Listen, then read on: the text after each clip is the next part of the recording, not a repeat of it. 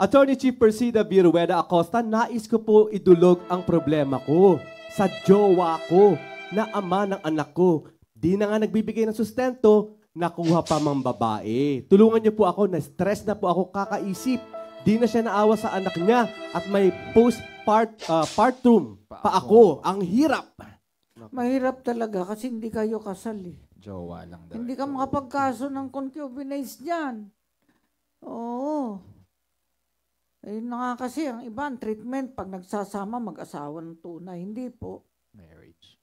Ang makukuha nyo lang ay suporta para sa anak mo. I-repair natin sa Pau District to. Eh, kaya nga hindi pinapakasalan yan eh. Hindi naman lahat, no? Para makapangbabae pa sila eh. Hindi Nakahanap pa ng iba. Kayong mga babae, lagi yung tandaan to. Pag hindi kayo pinapakasalan, ibig sabihin, ayaw ng tali niyan.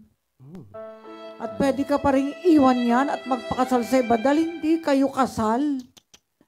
Kaya magtira kayo ng konting pagmamahal sa sarili nyo.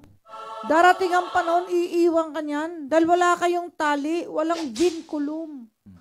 Yung anak, tali, eh, suporta lang yun.